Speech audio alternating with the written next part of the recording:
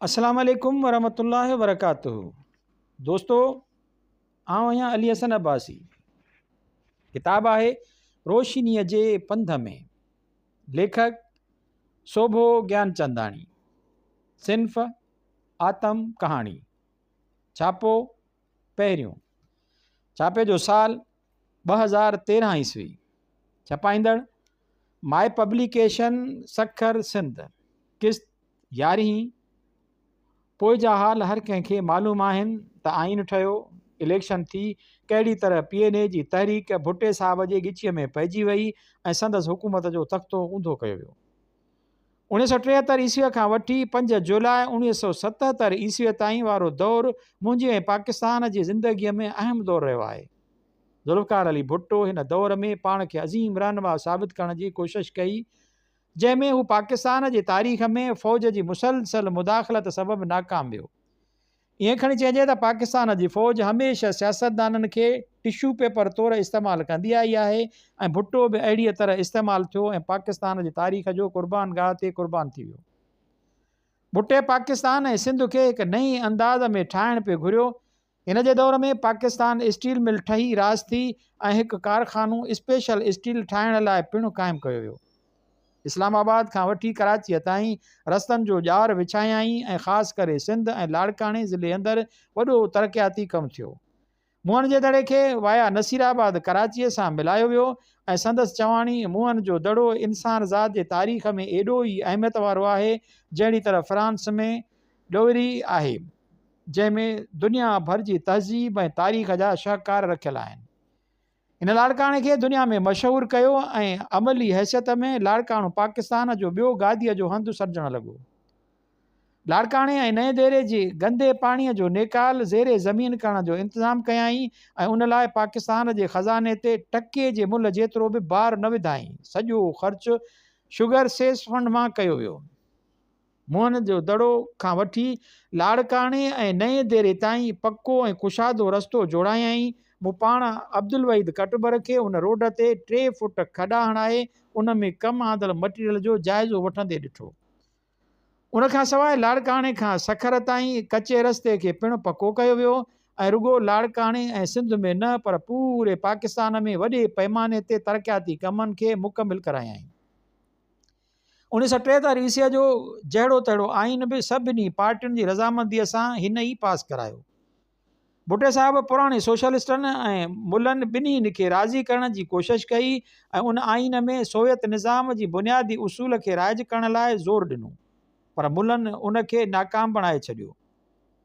हीउ दौरु मुंहिंजे लाइ बि अहम उन करे हो छाकाणि त मां अब्दुल रज़ाक सुमरे जी सियासी मसरूफ़ियतुनि सबबि वकालत में निहायत सरगर्मीअ सां मसरूफ़ रहियुसि ऐं वकालत जा दाव पेच बि चङीअ तरह सिखी वियुसि। 1978 ईस्वीअ में अब्दुल रज़ाक सुमरो गिरफ़्तार थियो त मूंखे जेल अंदरि आई नियापो कयाई त मां संदसि वकालत वारी ऑफिस छॾे पंहिंजे सिर वकालत करियां, छो त खेसि ख़तरो हुयो त मतां मूंखे गिरफ़्तार न कयो वञे। पोइ मूं पंहिंजे घर जी ओताक खे पंहिंजो वकालत खानो बणायो। हिते उहो चवणु ज़रूरी थो सम्झां त 1970 ईस्वीअ खां वठी अब्दुल रज़ाक सुमरे मूंखे आज़ादु छॾियो हुयो ऐं मां पंहिंजे मथे कथे केस खणंदो ऐं निभाईंदो हुयुसि। उनखां अॻु 1973 ईस्वीअ में मुंहिंजो वॾो पुटु सुर्गवासी कन्हैयो लियाकत मेडिकल कॉलेज में मेरिट ते दाख़िल थियो। कन्हैयो जीअं त मुंहिंजो पुटु हो, उन करे जमात इस्लामीअ जी सोच रखंदड़ उस्तादनि हिन खे वाह में फ़ेल करणु पिए चाहियो, पर साहिब ख़ान चई उन ॻाल्हि जी अॻुवाट मूंखे ॼाण कई ऐं जमायत जे ॿिनि उस्तादनि सां गॾु पंहिंजे घर में दावत जो इंतज़ाम करे मूंखे घुराए उन्हनि सां गॾु विहारियाई। उन्हनि ॿिन्हिनि शख़्सनि ईअं पिए सम्झो त मां इस्लाम दुश्मन आहियां, पर मूंखे न पंहिंजे मुताले बाबति ॿुधाए यकीन ॾियारियो त खाउन वधीक इस्लाम जी ॼाण मूंखे आहे।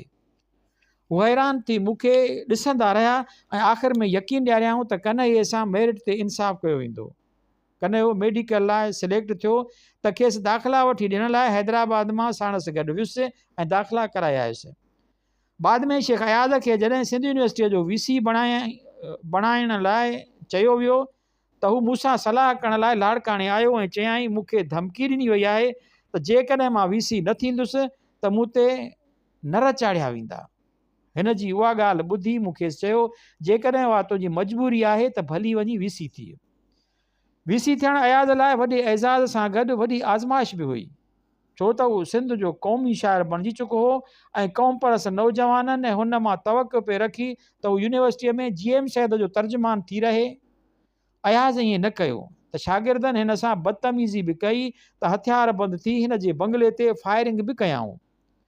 उन्हनि साईं GM सैद जा बि कन भरिया त अयाज़ गदार थी वियो आहे ऐं पंहिंजे ॾाढायुनि ऐं बदमाशियुनि खे लिकाइण लाइ उन्हनि हिकु मुहाजिर वज़ीर खे बि अगवा कयो। पोइ सिंध यूनिवर्सिटीअ जे कॉन्वोकेशन में घुरायल राना लियाकत अली ख़ान जी बेइज़ती बि कयाऊं।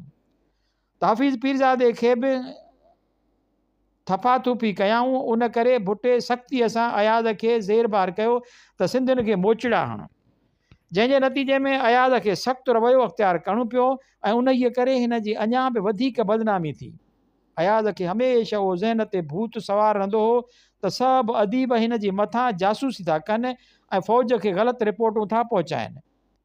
हक़ीक़त उहा हुई त सिंध यूनिवर्सिटीअ जे वाइस चांसलर ई अयाज़ खे ॻिचीअ में पइजी वई ऐं कंहिं हद ताईं हू ज़हनी मरीज़ बि बणिजी वियो। मां हिकु दफ़ो सिंध यूनिवर्सिटीअ में अयाज़ जो महिमान थी संदसि गेस्ट हाउस में रहियुसि त उते मरहूम नियाज़ हुमायूं बि आयो, जंहिं बाबति अयाज़ मूंखे पासीरो करे चयो हीअ बि मूं ते जासूसी आहे। मां संदसि बचाव लाइ खयल क़दमनि खां बिल्कुलु मुतासिर कोन थियुसि त चयोमांसि तूं पंहिंजी ज़िंदगीअ सां खेॾी रहियो आहीं, शाइर माण्हू आहीं ऐं ॿचिड़ी वाल आहीं। शम्स तबरेज़ ऐं सरमद थियण जी कोशिशि न करे। पोइ थोरी विथी लॻी त ज़रीना खे बि सम्झायमि त हिन खे रोके ऐं ख़्वामख़्वाह जहिड़ो घुरी न वठे। अयाज़ हक़ीक़त में न सिर्फ़ु भुट्टे वारो दौरु पर तंहिंखां बाद फ़ौजी मार्शल जे दौर में बिचताई जो शिकार रहियो। हिकु तरफ़ अवाम सां पंहिंजो राब्तो क़ाइमु रखणु ऐं साॻिए वक़्तु सोढ़ो थींदड़ फ़ौजी घेरो बर्दाश्त करणु हिन लाइ वॾो मुश्किल मसइलो। 1976 ईस्वी में भुट्टे तरफ़ां मूंखे हिदायत पहुती त मां खेसि खुलियो वोट ॾियां। उन करे मां ॻोठ में वोट ॾेई वरी ॿियो वोट अची म्यूनिसिपल हाई स्कूल में ॾिनो, जिते मुंहिंजा ई लॉ स्टूडेंट प्राइज़ ऑफिसर हुआ। उन्हनि मूंखे चयो त सिर जो ख़ैरु घुरो त बैलेट पेपर ते ठपो असांजे रूबरू हणूं ऐं मूं ईअं ई कयो। मुंहिंजो वोट भुट्टे खे न इक़्तिदार में रखी सघियो ऐं न फाहीअ खां बचाए सघियो। जीअं मूं खेसि चयो हो उहो सच साबित थियो ऐं भुट्टो साहिबु पंहिंजे कए जो कीतो लोड़े तारीख़ में हिकु जाइ जोड़े वियो।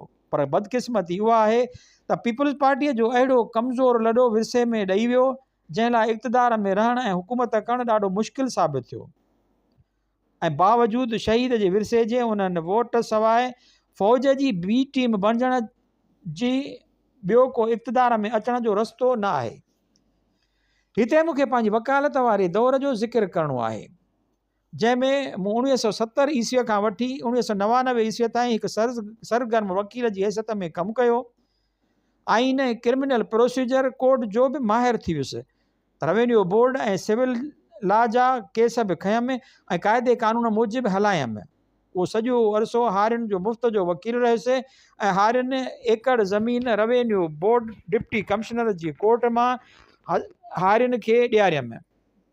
हज़ारे एकड़ ज़मीन रेवेन्यू बोर्ड डिप्टी कमिश्नर जे कोर्ट मां हारियुनि खे ॾियारियमि। हाई कोर्ट जी अपीलेट अख़्तियारीअ जो बि पूरो फ़ाइदो आम माण्हुनि ऐं शहरनि खे वठी ॾिनुमि। मूंखे उन ॻाल्हि ते फ़ख़्रु आहे त हर सिविल ऐं फ़ौजदारी वारी कोर्ट मूंसां साथ ॾिनो ऐं इज़त ॾिनी, छो त हर कंहिं बाख़्तियार इदारे खे ख़बर हुई त न मां पाण रिश्वत वठां ऐं न संदन नाले में वठां। अक्सर जज, डिप्टी कमिश्नर ऐं कमिश्नर उन ॻाल्हि खां वाक़ुफ़ु हुआ त मूं हिन मुल्क लाइ ऐं अवाम लाइ केतिरा जेल सठा ऐं तकलीफ़ूं ॾिठियूं आहिनि ऐं वक़्ती त पंहिंजे ज़ाती दोस्तनि खां मथे वञी उहे मुंहिंजे मोकलनि ऐं जवाबदारनि खे शक जो फ़ाइदो बि ॾेई वेंदा हुआ। मूं महसूसु कयो त मुंहिंजो वकालतनामो जवाबदार लाइ हिकु रिहाईअ जो परवानो आहे। के जज त उन ॻाल्हि जो कोर्ट में बि इज़हार कंदा हुआ। सोभो ज्ञानचंदाणी हिकु त ईमानदार आहे, ॿियो हू पंहिंजे केसनि सां महिनत करे थो ऐं फ़ी जी लालच में कोन थो पवे। हिकिड़ो केस यादि थो पवे में त पने आकिल जी श्रीमती सीता जो हुयो, जंहिंखे 9 ॿार हुआ ऐं मथसि इल्ज़ाम हो त हिन पंहिंजे मुड़ुस खे गभा करे पने आकिल जी चौ तरफ़ वहंदड़ वाह में उहे टुकड़ा लोढ़ाए छॾिया आहिनि। सखर जी सेशन कोर्ट में उहो केस मिस्टर आसरदास नाले सखर जी हिकु क़ाबिल वकील जो हलायल हो, जंहिंमें सीता खे जनम टीप मिलियल हुई। उहो केस मुंहिंजी वकालत जी तारीख़ में पहिरियों खून जो केस हो। मूं उन केस ते ॾाढी महिनत कई ऐं काज़ी अख्तर जेको मुंहिंजो उस्ताद बि हुयो ऐं तंहिंसां गॾु चोटीअ जो फ़ौजदारी वकील बि हुयो, खे उन केस जा कागज़ ॾेखारियमि त पेंसिल सां लीको हणी केतिरनि सिफ़नि ते लिखियाई, इंतिहाई ख़राबु केस आहे, पर मुंहिंजी दिलि रखण लाइ चयाईं सरसरी तौरु केस पढ़ियो अथमि, तूं महिनत कर, मुमकिन आहे त तोखे उन में कामयाबी मिले। केस पहिरियां ई सखर हाई कोर्ट में हिकु उमिरि रसीदा ऐं रिटायरमेंट जे वेझो पहुतल जज जे कोर्ट में लॻो। उन साहब उथंदे ई सरकारी दुर खां पुछो, छो सीता खे मौत जी सज़ा न ॾिनी वई आहे? सरकारी वकील फरमायो, साहब मुमकिन आहे त औरत हुअण जे नाते हिन खे मौत बदिरां जनम टीप ॾिनी वई हुजे। जज साहब फरमायो, ही केस वरी मुंहिंजूं अखियूं न ॾिसनि। पोइ उहो केस 1987 ईस्वी धारे कराची हाई कोर्ट जे हिकु बेंच साम्हूं हलायो ऐं माई सीता आज़ादु थी वई ऐं मूंखे दुआऊं ॾिनाई। ईअं हिकु ॿियो पेचीदा केस जंहिंमें हिकु कुड़मीअ ॿार मथां सुम्हियल नींगर खे क़तलु करे पाणीअ में उछलायो हो ऐं क़त्ल जो ॾोह पुराणी दुश्मनीअ जी बुनियाद ते 3-4 माण्हुनि जे मथां हयो हो। उहो केस खटण में मूंखे ख़ासो वक़्तु लॻो ऐं नेठि लाड़काणे जी सेशन कोर्ट मां उहो खटण में कामयाबु थियुसि। शेख हयात जॾहिं वकालत छॾी हयातीअ जे आख़िरी सालनि में कराची वञी वसाई त कुझु केस जेके लाड़काणे ज़िले जा खयल हुअसि उहे मुंहिंजे बिले कयाई। जेके बि ख़ैर सां पुॼायमि, अयाज़ जा उहे केस पढ़ंदे मूंखे अहसासु थियो त उहो ॾाढो महिनती ऐं क़ाबिल वकील हो ऐं जेका आॾी पुछा करणी हूंदी हुअसि उहा केस जे फाइल अंदरि मौजूदु हूंदी हुई। उन करे बि उहे खटण में मूंखे ॾुखियाई पेश न आई। उहो मशहूरु सिविल केस बि यादि थो अचे में हिकु मशहूरु सिविल केस बि यादि थो अचे में जेको मूं पंहिंजी नाचाकाई सबबि नामुकमिल छॾे पंहिंजे नौजवान साथी वकील खे ॾिनो, पर मूंखे ख़ुशी उहा त उन में बि मूंखे पंहिंजे असील खे 33 लख रुपया नेशनल हाईवे अथॉरिटी खां वठी ॾिना हुआ। फैमिली केस मां अक्सर न खणंदो हुउसि छो त माण्हुनि खे ख़बर हुई त मां धुरियुनि खे ड्राहिण बदिरां ठाहिण जी कोशिशि कंदो आहियां, पर हिकु केस पंहिंजे तर जो खणणो पइजी वियो जंहिंमें औरत पंहिंजे मुड़ुस खे छॾे कंहिं मुल्हे वटि पनाह वरिती हुई। मुंहिंजे साम्हूं जेको वकील हो सो तमामु क़ाबिल सिविल जो वकील हुयो। उहो केस हेठी कोर्ट खां खटियुमि, फ़ैसिलो मुड़ुस जे हक़ में थियो ऐं अपील में सेशन कोर्ट वरी बि मुड़ुस जे हक़ में फ़तवा ॾिनी ऐं उन बाद माई मोटी पंहिंजे मुड़ुस वटि वई। हिन केस जो हिकु दिलचस्प वाक़ियो उहो आहे त केस हलंदे वकील हिकु दफ़े उन औरत खां पुछो, तुंहिंजो मुड़ुसु तोखे पोइतां त नथो करे?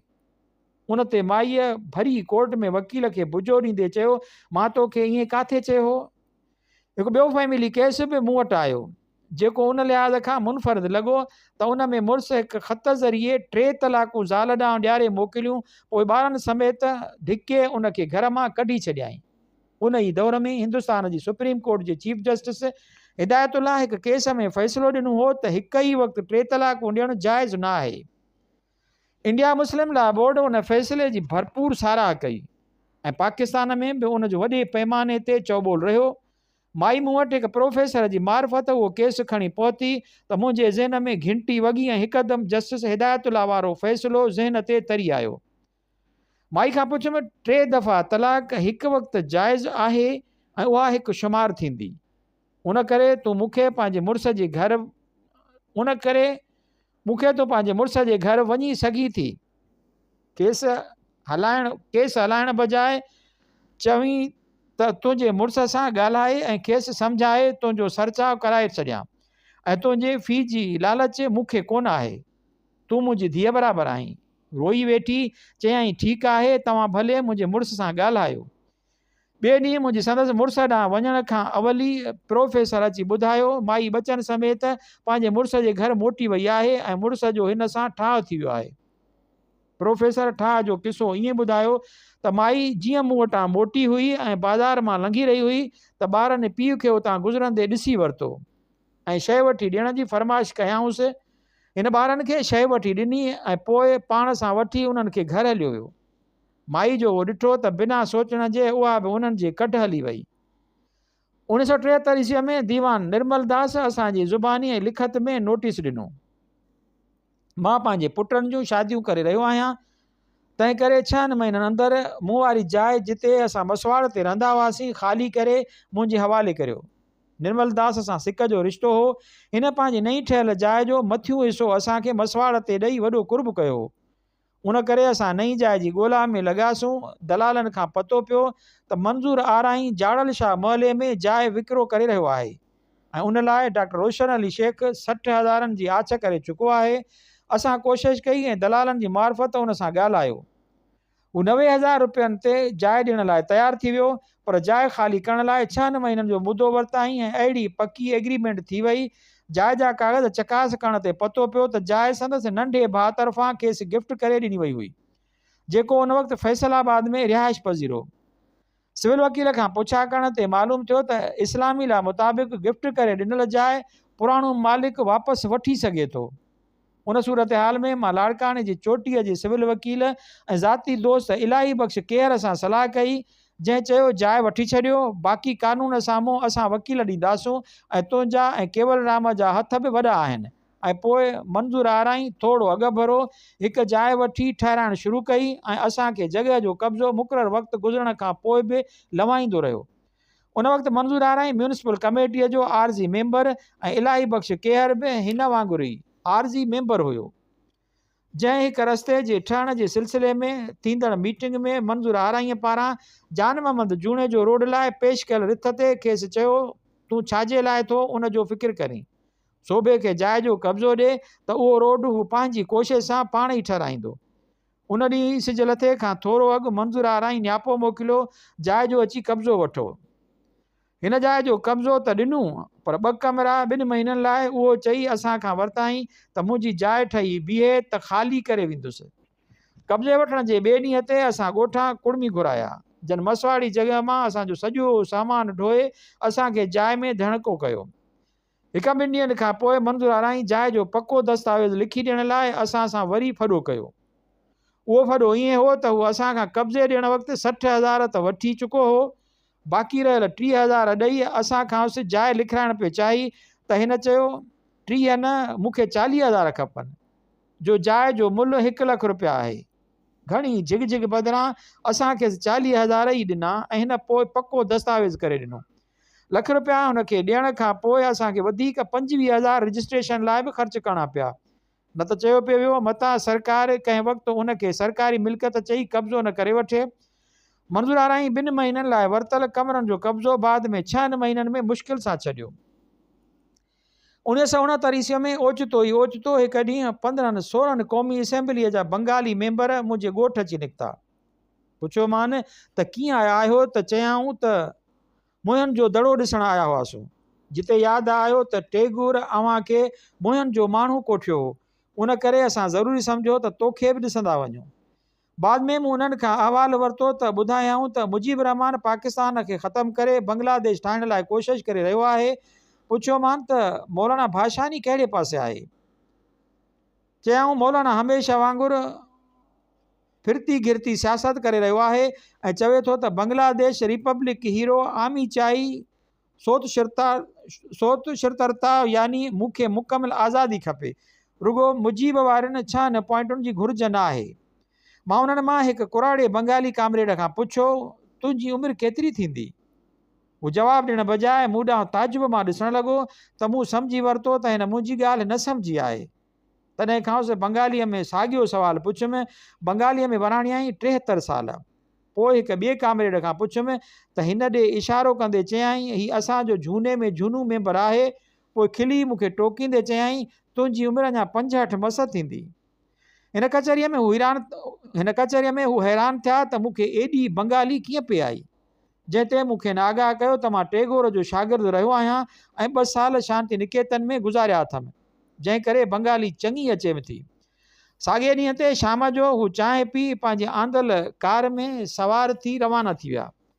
हिन यादि जहिड़ियूं हज़ारें यादूं अक्सर मुंहिंजे दिमाग़ अंदरि गर्दिश कंदियूं रहंदियूं आहिनि, जन मां के कलमबंद थी सघियूं आहिनि त के मुंहिंजे दिलि जे तहखाने में रहियल आहिनि, जन खे वसार पंहिंजी हिन आतम कहाणीअ जो हिसो बनाइणु चाहियां थो। उन सां गॾोगॾु दिलि चवे थी त 2 सफ़रनामा बि लिखां, जन मां हिकु अमेरिका ऐं इंग्लैंड जो सफ़र आहे जेको 1999 ईस्वीअ में कयुमि ऐं ॿियो हिंदुस्तान जो सफ़र जेको 2006 में कयुमि, जंहिं बाबति कुझु मुख़्तसिर अहवाल मुंहिंजी न्याणी निर्मला ज्ञानचंदाणी कुझु साल अॻु हिकु रिसाले सोभ में लिखी चुकी आहे। ज़िंदगी गुनागुन आहे जंहिंजो हर लम्हो कंहिं न कंहिं यादि सां सलाड़ियल आहे, जेके कॾहिं कलम जी पकड़ में अचनि थियूं त कॾहिं ज़हन जी फरईअ तां तिरकी गुम थी वञनि थियूं। बहरहाल मां 93 साल पूरा करे 3 मई 1913 ईस्वीअ खां पोइ मां 94 साल में पेर पाए चुको आहियां। पोयनि 10 सालनि में मूं जिते कोट छॾे रुगो घर में ई गुज़ारियो आहे, उते वॾनि वॾनि हादिसनि सां बि मुंहुं ॾिनो अथमि। जन में हिकु मुंहिंजी मोभी पुट कन्हैया जो कुमहलो मौत, उन बाद संदसि अमड़ यानी मुंहिंजी जीवन साथियाणी लीला जो विछोड़ो, वॾो भाउ केवलराम ऐं नंढे भाई खूबचंद जो मौत ऐं ॿिन्ही भाॼाइनि ऐं गॾोगॾु 2 भेनरुनि पमी ऐं विद्या समेत मुंहिंजी वॾी न्याणी भाॻीअ जो मौत ॾिसी चुको आहियां। हीअ हादसा ऐं सदमा जेके तोड़े जो मूंखे लॻंदो त मुंहिंजे सहप खां ॿाहिरि हूंदा, पर इंसान जेसीं जहिड़ो आहे तेसीं सभु कुझु विसारींदो अॻिते हलंदो हले थो। मां बि जेसीं जहिड़ो आहियां तेसीं ताईं तव्हां सां गॾु वीचार वंडींदो ऐं हलंदो रहणु चाहियां थो, छो त विहण खे मूं सदाईं मौत सम्झियो आहे। हलंदे रहण खे ज़िंदगी मां थको ॾाढो आहियां, पर मुओ न आहियां, ऐं जॾहिं मरंदुसि त पोइ वञी समूरो थक मौत जे हवाले कंदुसि। ख़तमु शुद, वरी कंहिं ॿिए किताब सां अव्हां सां गॾु मिलंदुसि।